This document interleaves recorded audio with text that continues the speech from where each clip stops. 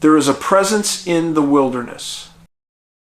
Not a bear, not a mountain lion, but something far more ancient, immense, and profoundly cold. It hides only in the shadows cast by the highest granite peaks. And it waits. It waits for the unprepared. Or perhaps it waits for anyone who dares to trespass. For years, I've documented this inexplicable phenomenon we call missing 411. It's about people vanishing from national parks and forests, often under circumstances that simply defy all conventional logic. And nowhere does the silence feel heavier, or the wilderness more ready to consume you, than here in the vast, unforgiving granite heart of Yosemite National Park. The questions always linger in these cases. Where exactly did they go? How could professional search and rescue teams fail to find even a single trace? And the most unsettling question that keeps me up at night: what exactly took them? We're talking about a void where a person used to be. This is a story about one such disappearance. A rugged, middle-aged traveler, capable, prepared, who came to Yosemite for a simple, solitary day hike. He walked into the deep, cold shadow of that immense granite and vanished. He simply walked off the face of the earth and never walked out again. He was an experienced hiker, and he knew these trails well. The path he took was worn, marked only by the dry, crunchy, and strangely silent pine needle floor. There was absolutely nothing about the start of his journey that suggested anything but a perfect day in one of America's most revered natural spaces.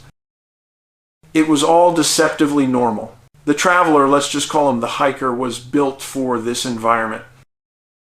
He carried simple, reliable gear, and he looked ready for anything nature could throw at him. You could read a certain determination in his very silhouette, even as he stood at the edge of the woods. He was just another face, eager to enjoy the majesty of the Sierra Nevada, but in Yosemite, the sheer scale of the landscape is an antagonist in itself. You look up at El Capitan at Half Dome, and you realize just how incredibly small and fragile you truly are. He was a mere speck of humanity, willingly walking toward those looming peaks, walking directly into an ocean of imposing granite and silent pine trees. He was immersed in the experience, maybe too much.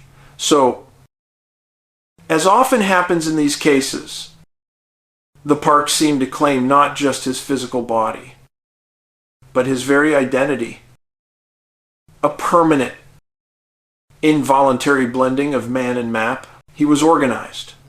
His small pack contained all the critical essentials: water, fire starter, first aid. This was not some clumsy, lost tourist. This was a man who profoundly respected the wild, yet we see time and again in the missing 411 files. Respect is never enough to guarantee your safety. Sometimes, nothing is his temporary home. A simple cabin in Curry Village stood there waiting for him. A solitary light. A small, fragile beacon of human warmth now stood in stark contrast to the overwhelming, predatory darkness of the surrounding woods. His last known movement was that deliberate step into a shadowy opening on the trail. A weathered path sign, deceptively welcoming, marked the entrance to the deep woods. He officially left the world of man. He entered the domain of the park. And this was supposed to be nothing more than a simple, straightforward day hike. The sign suggested an easy, quick loop trail. But the wilderness in these high elevation clusters is a master of dark misdirection. And we believe he was led astray immediately. The clock began its ominous ticking. The scheduled time for his return passed. Dinner was missed, and the comforting call home never came through. The hands of the clock began to blur, marking the fast, fatal transition from simply late to officially missing.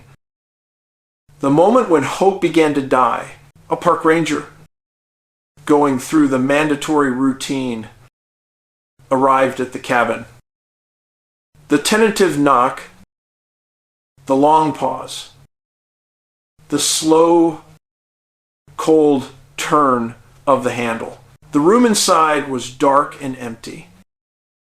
His absence was no longer a question. It was an official declaration. And here is where the chilling strangeness always begins in these files. His personal effects passport, wallet, a change of clothes were all found neatly left behind. This is a repeated, profoundly unsettling detail in many of the missing 411 cases. I have meticulously cataloged.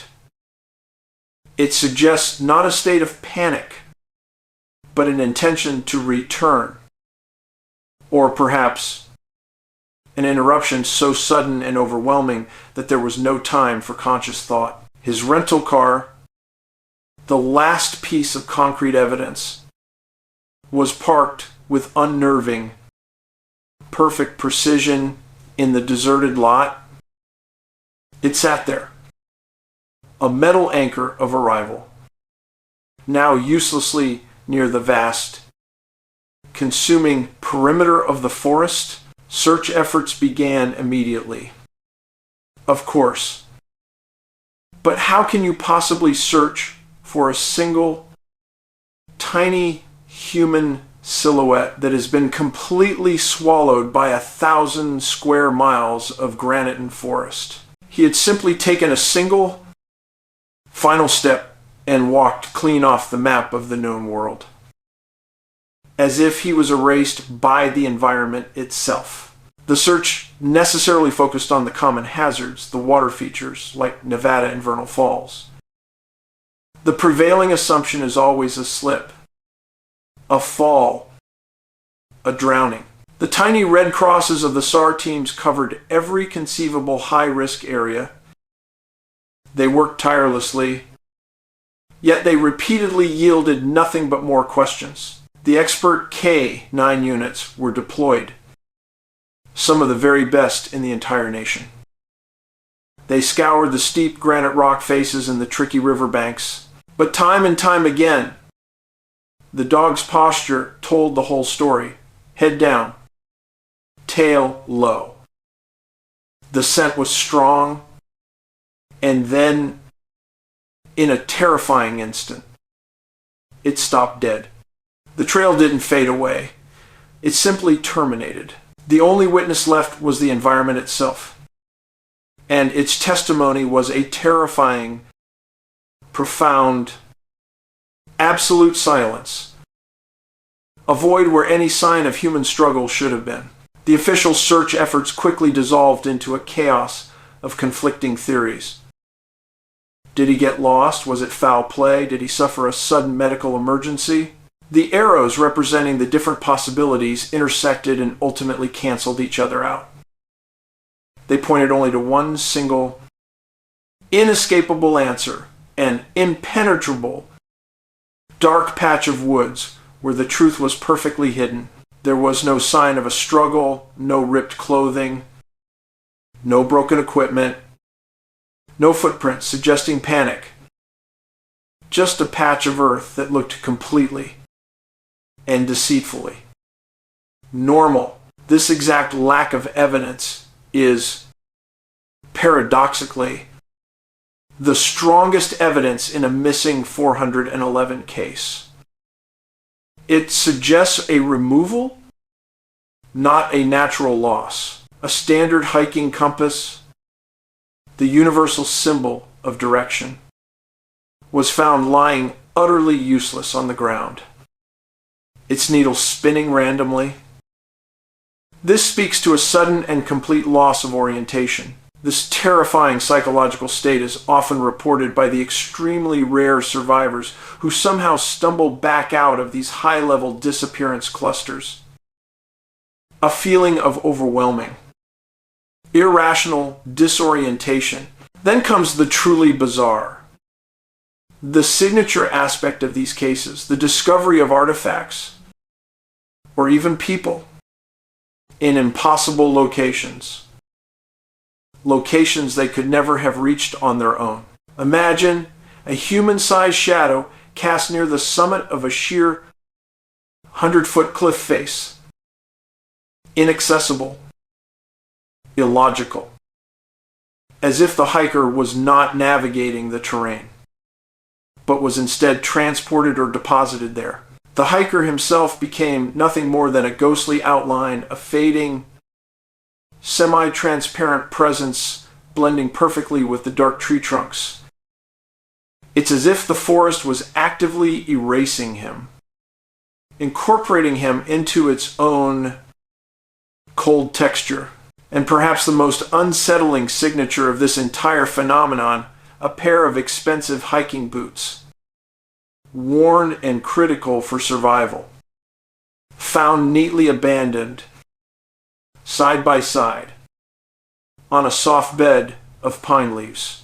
Why would any prepared man remove his last protection against the harsh ground, and then willingly walk barefoot into the dangerous, deadly wild? The common explanation is that he was overcome by an intense, unseen force. The only explanation that comes close to fitting the facts is a surreal, terrifying metaphor. A giant, shadowy hand lifting the tiny, distressed figure away from the ground and into the waiting darkness. The agency of the wilderness itself, or something far beyond it, had taken ultimate command of his fate. He didn't just walk away. He was taken. He must have stopped, paused, and turned his head slightly. He sensed something immediately behind him. An unseen, powerful presence waiting in the impenetrable black linework of the deep woods. What was it that made him freeze? What did he feel? Was it the sudden, raw, irrational fear? Those wide, panicked eyes, superimposed over a blurry, indistinct shape lurking just a few feet away. Something he saw or felt triggered a flight response so profound and overwhelming that he abandoned his gear, his logic, and his very self-preservation. He simply ran.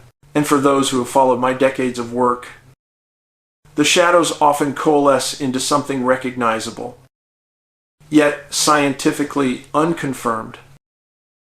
A large, distorted, bipedal shadow, something massive, observing the distant, smaller figure of the hiker.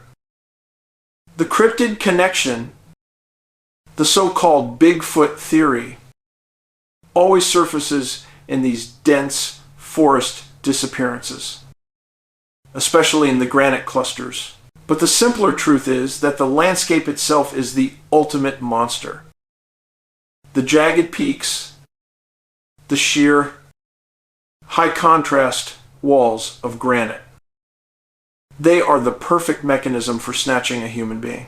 They can make a person vanish completely and silently without a single trace of evidence. The environment is the perfect predator. The very trees, gnarled and ancient, their thick roots gripping the rock like waiting claws, feel like they are watching you. They are the silent, ageless sentinels of the wilderness, protecting an unbelievable secret that predates all of human history. Any small, fragile human light, any hopeful beacon of technology or help, is quickly and definitively swallowed by the profound darkness and the heavy fog. The park simply refuses to tolerate human presence once it decides to reclaim one of us. The high, rocky areas of Yosemite are riddled with unexplored caves, deep fissures, and terrifying vertical spaces. Perfect locations for a quick, silent, and final disappearance. We, as humans, are constantly drawn to these dark mouths in the earth. But those who venture in or near them rarely, if ever, manage to return.